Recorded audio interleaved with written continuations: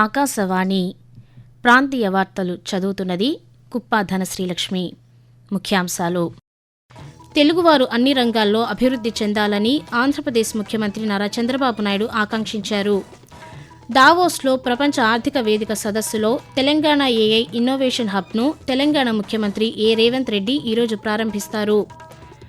మైనారిటీల సంక్షేమానికి ఆంధ్రప్రదేశ్ ప్రభుత్వం ప్రాధాన్యతనిస్తోందని జలవనరుల శాఖ మంత్రి నిమ్మల రామనాయుడు తెలిపారు.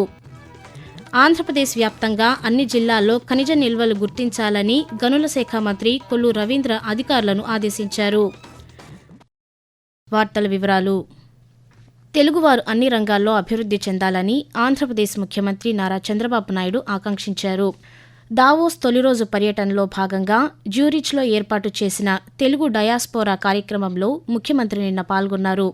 ఈ సందర్భంగా చంద్రబాబు నాయుడు మాట్లాడుతూ, దేశంలో వచ్చిన పెట్టుబడుల్లో 25% ఆంధ్రప్రదేశ్కు వచ్చాయని చెప్పారు. ప్రవాసాంధ్రులు పారిశ్రామికవేత్తలుగా మారేలా ప్రభుత్వం సహకారం అందిస్తూ 50 కోట్ల రూపాయలతో కార్పస్ ఫండ్ ఏర్పాటు చేస్తున్నామని ముఖ్యమంత్రి పేర్కొంటూ, దేశంలో వచ్చిన పెట్టుబడులు ఒకే రాష్ట్రానికి 25.3% రావడం ఇది ఒక చరిత్ర. Google $15 billion investment, data center, AI biggest investment after reforms. 26లో డ్రోన్ టాక్సీ ఆంధ్రప్రదేశ్ లో వస్తుందని చెప్పి కూడా నేను మీకు తెలియజేస్తున్నా. నేచురల్ ఫార్మింగ్ కూడా డ్రోన్ తో స్ప్రే చేసి జీవామృతం ఇలాంటివన్నీ కూడా స్ప్రే చేసేదని కూడా తీసుకొస్తున్నా. ప్రపంచంలో మొట్టమొదటిసారిగా డ్రోన్స్ అన్ని మన దగ్గరనే తయారై ఆపరేషన్ చేసే పరిస్థితికి వస్తాం. దావోస్లో పర్యటిస్తున్న ముఖ్యమంత్రి నారా చంద్రబాబు నాయుడు రెండవ రోజు పలు సమావేశాల్లో పాల్గొంటారు. భౌగోళిక ఆర్థిక వృద్ధిలో భారతదేశం ఆంధ్రప్రదేశ్కు ప్రయోజనం పేరుతో సిఐఐ నిర్వహిస్తున్న సమావేశంలో ముఖ్యమంత్రి ఈరోజు పాల్గొననున్నారు. తర్వాత భారత ప్రభుత్వం ఏర్పాటు చేసిన ఇండియా లాంచ్ ప్రారంభోత్సవ కార్యక్రమానికి హాజరవుతారు. అనంతరం పలు దిగ్గజ ఐటీ సంస్థల చైర్మన్, సీఈఓలతో సమావేశమవుతారు. అనంతరం ఆంధ్రప్రదేశ్ లాంచ్లో నిర్వహించనున్న ఒక కుటుంబం ఒక పారిశ్రామికవేత్త అంశంపై నిర్వహించే చర్చకు హాజరవుతారు. అలాగే స్విట్జర్లాండ్ పార్లమెంట్ సభ్యుడు, భారత స్విస్ ఫ్రెండ్షిప్ గ్రూప్ అధ్యక్షుడు నిక్ గుగ్గర్ సహా ఇతరులతో సమావేశం కానున్నారని అధికారులు తెలిపారు. స్విట్జర్లాండ్లోని దావోస్లో ప్రపంచ ఆర్థిక వేదిక సదస్సులో భాగంగా తెలంగాణ ముఖ్యమంత్రి Revanth Reddy Telangana AI innovation hub TAIHను దావోస్లోని మౌంటైన్ ప్లాజాలో ఈరోజు ఆవిష్కరిస్తారు. ఈ కార్యక్రమానికి పలువురు ప్రభుత్వ ఉన్నతాధికారులు, పరిశ్రమల ప్రతినిధులు, టెక్నాలజీ రంగ ప్రముఖులు హాజరు కానున్నారు. ఏఐ పరిజ్ఞానాన్ని వినియోగించటం, ఏఐ ఆవిష్కరణలను వేగవంతం చేయడానికి ప్రత్యేకంగా రూపొందించిన TAIH తొలి ప్రపంచ ఏఐ ప్రయోగ వేదికగా పనిచేస్తోందని అధికారులు తెలిపారు. మైనారిటీల సంక్షేమానికి ఆంధ్రప్రదేశ్ ప్రభుత్వం ప్రాధాన్యతనిస్తోందని జలవనరుల శాఖ మంత్రి నిమ్మల రామనాయుడు తెలిపారు.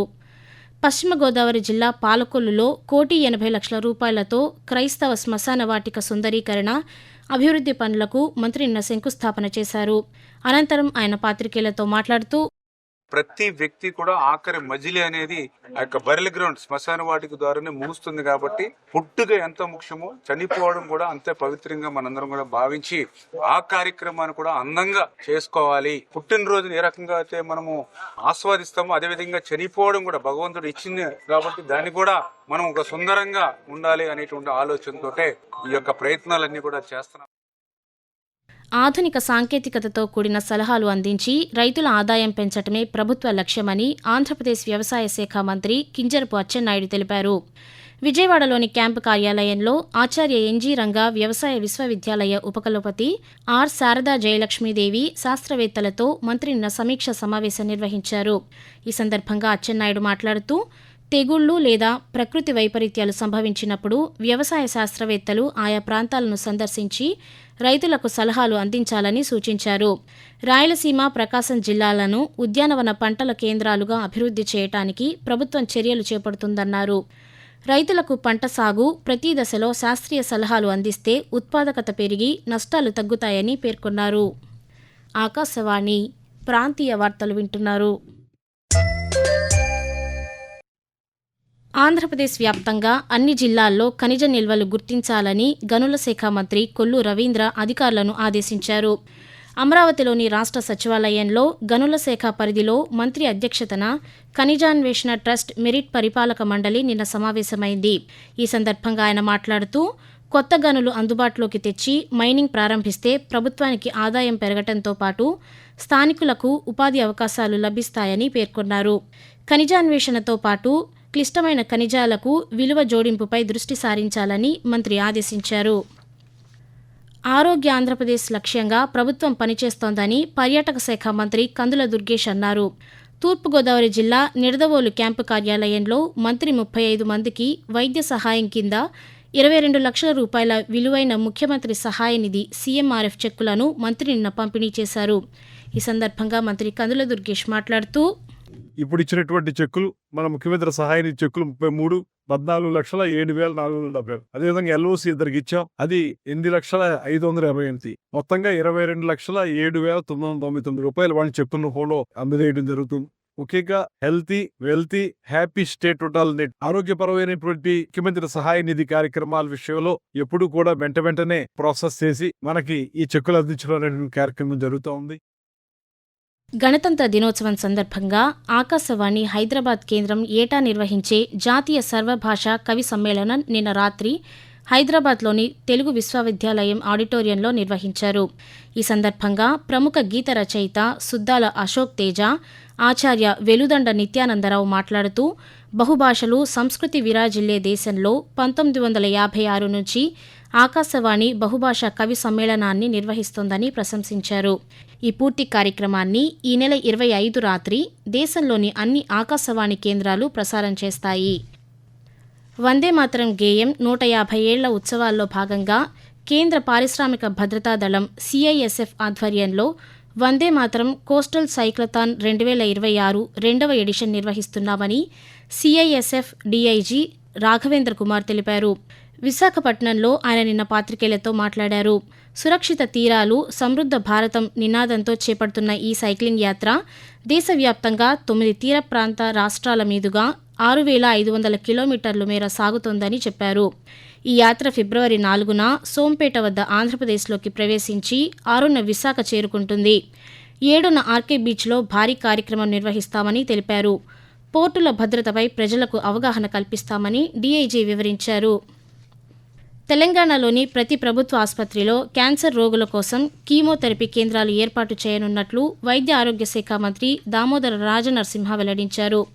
నాగర్ కర్నూల్లో పర్యటించిన ఆయన 40 కోట్ల రూపాయల విలువైన పలు అభివృద్ధి పనులకు నిన్న శంకుస్థాపన చేశారు.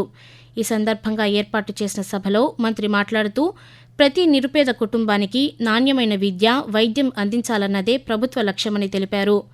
రాష్ట్రంలో 109 ట్రామా కేర్ కేంద్రాలు ఏర్పాటు చేశామని చెప్పారు. వాతావరణం. ఆంధ్రప్రదేశ్ యానాంలో దిగువ ట్రోపో ఆవరణంలో ఈశాన్య దిశగా గాలులు వీస్తున్నాయని అమరావతి వాతావరణ కేంద్రం తెలిపింది. దీని ప్రభావంతో ఆంధ్రప్రదేశ్లో పొడి వాతావరణం కొనసాగుతుందని పేర్కొంది. ఇక తెలుగు రాష్ట్రాల్లో చలి తీవ్రత కొనసాగుతోంది. ఆంధ్రప్రదేశ్లోని అల్లూరి సీతారామరాజు జిల్లా అరకులో 5.4 డిగ్రీల సెల్సియస్ ఉష్ణోగ్రత నమోదు కాగా, తెలంగాణలో కొమరం భీం ఆసిఫాబాద్ జిల్లా తిర్యానీలో 7 కనిష్ట డిగ్రీల ఉష్ణోగ్రత నమోదైంది. ప్రాంతీయ వార్తలు ముగించే ముందు ముఖ్యాంశాలు మరొకసారి. తెలుగువారు అన్ని రంగాల్లో అభివృద్ధి చెందాలని ఆంధ్రప్రదేశ్ ముఖ్యమంత్రి నారా చంద్రబాబు నాయుడు ఆకాంక్షించారు. దావోస్లో ప్రపంచ ఆర్థిక వేదిక సదస్సులో తెలంగాణ ఏఐ ఇన్నోవేషన్ హబ్ను తెలంగాణ ముఖ్యమంత్రి రేవంత్ రెడ్డి ఈరోజు ప్రారంభిస్తారు. మైనారిటీల సంక్షేమానికి ఆంధ్రప్రదేశ్ ప్రభుత్వం ప్రాధాన్యతనిస్తోందని జలవనరుల శాఖ మంత్రి నిమ్మల రామనాయుడు తెలిపారు. ఆంధ్రప్రదేశ్ వ్యాప్తంగా అన్ని జిల్లాల్లో ఖనిజ నిల్వలు గుర్తించాలని గనుల శాఖ మంత్రి కొల్లు రవీంద్ర అధికారులను ఆదేశించారు. ఆకాశవాణి ప్రాంతీయ వార్తలు ఇంతటితో సమాప్తం.